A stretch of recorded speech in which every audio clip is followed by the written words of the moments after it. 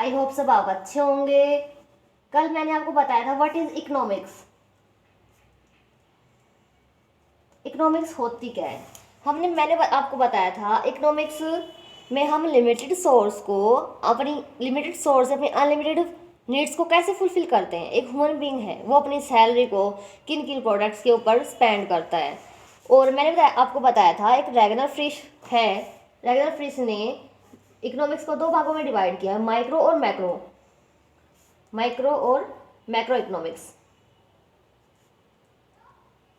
जो माइक्रो है इसका मतलब होता है स्मॉल, मतलब हम इकोनॉमिक्स की स्मॉल लेवल पर स्टडी करते हैं।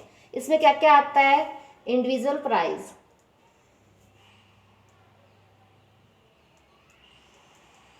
Individual price, wages, income, industry,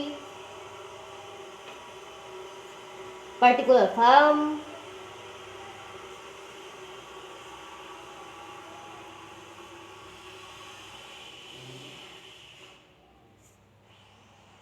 and particular commodity.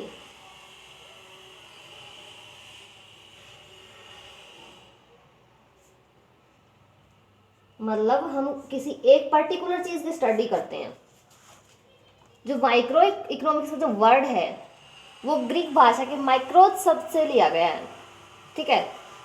अब हम स्टडी करते हैं मैक्रो की। मैक्रो का मतलब होता है लार्ज, मतलब बड़ा, कि हम इंटरनेशनल लेवल पर या पूरी इकोनॉमी के लेवल पर कौन कौन सी प्रॉब्लम्स की स्टडी करते हैं, जैसे inflation, GDP, unemployment, interest and rates. Micro के अंतर्गत हम इन सब प्रॉब्लम्स की स्टडी करते हैं। अब हम आते हैं importance of economics, micro economics. Importance of micro economics.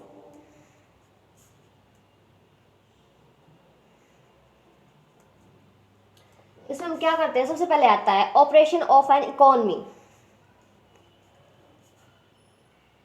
इसमें जो कंज्यूमर और जो फर्म होते हैं वो एफिशिएंटली काम कर रहे हैं या नहीं कर रहे, इस चीज की स्टडी करते हैं। किसमें करते हैं, ऑपरेशन ऑफ इकोनॉमी में। देन आता है प्रेडिक्शन। प्रेडिक्शन होता है भविष्यवाणी। जैसे हम देखते हैं कि अगर हम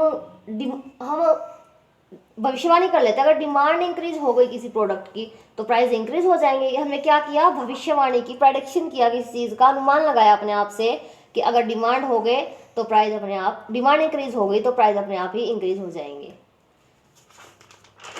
देन आता है इकोनॉमिक्स पॉलिसीज। इकोनॉमिक्स पॉलिसीज में हम क्या स्टडी करते हैं कि जो गवर्नमेंट पॉलिसीज हैं उनका हमारे इकोनॉमिक है उसके ऊपर क्या इफेक्ट हुआ।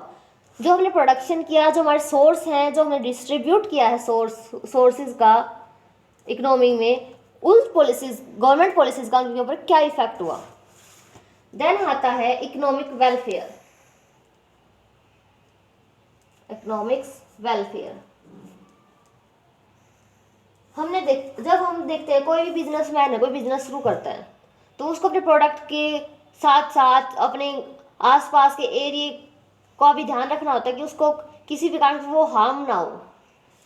तो उसको क्या करना होता है, कुछ इकोनॉमिक वेलफेयर करना होता है, क्योंकि जो इकोनॉमिक होती है वो सामाजिक कल्याण के नाम से भी जानी जाती है। देन आता है मैनेजरियल डिसीजन।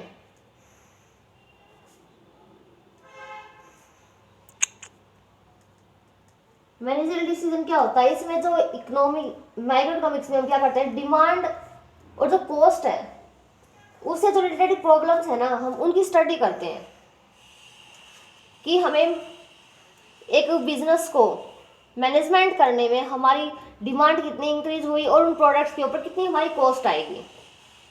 उसके बाद आता है हेल्पफुल इन इंटरनेशनल ट्रेड।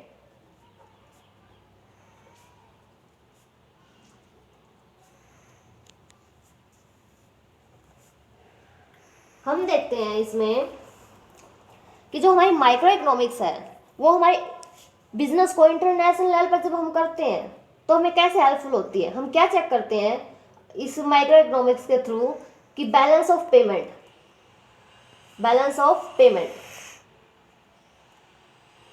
ठीक है। और देन हम चेक, और हम इसमें क्या चेक करते हैं, फॉरेन एक्सचेंज,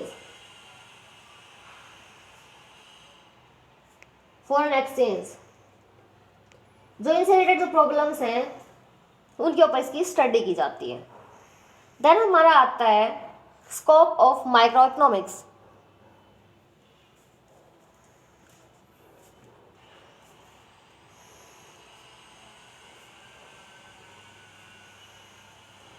कि हम माइक्रो इकोनॉमिक्स के अंतर्गत कौन कौन सी प्रॉब्लम्स की स्टडी करते हैं। सबसे पहले आता है थ्योरी ऑफ डिमांड।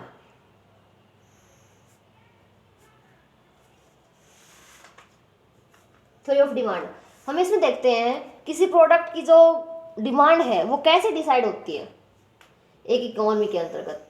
एक जो ह्यूमन बीइंग है वो अपनी इनकम को कौन कौन से प्रोडक्ट के ऊपर स्पेंड करता है, वो उन्हीं प्रोडक्ट के ऊपर अपनी इनकम को खर्च करेगा जिससे उसको ज़्यादा सेटिस्फेक्शन मिले, जिससे ज़्यादा उसकी नीड्स हैं वे सेटिस्फाई हो। देन हमारा आता है थ्योरी ऑफ प्रोडक्शन।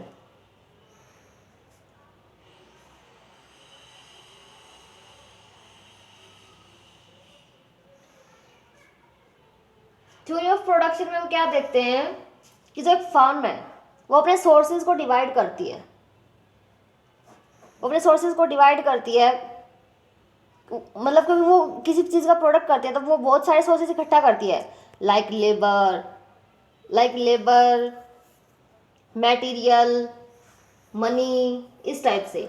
जब वो प्रोडक्शन करती है वो कैसे इनको इकट्ठा करती है, इससे संबंधित जो भी प्रॉब्लम्स हैं उनकी स्टडी हम थ्योरी ऑफ प्रोडक्शन में करते हैं। देन थर्ड नंबर पे आता है थ्योरी ऑफ प्राइस डिटर्मिनेशन।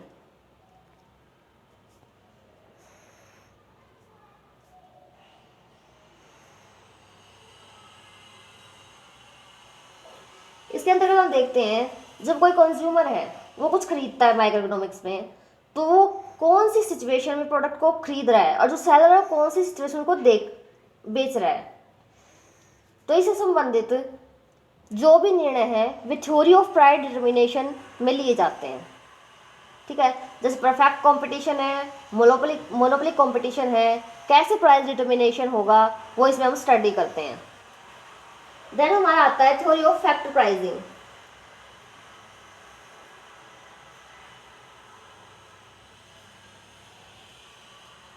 इसमें हम देखते हैं जब कोई सेलर है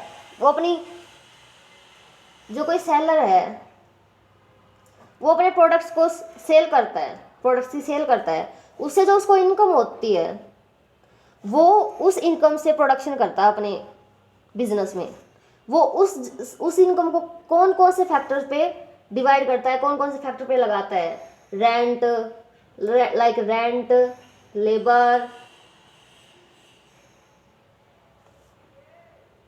टैक्स, इंटरेस्ट, इन सब से रिलेटेड प्रॉब्लम्स का सॉल्यूशन हम कौन सी थ्योरी में करते हैं, theory of factor pricing. Thank you and have a nice day.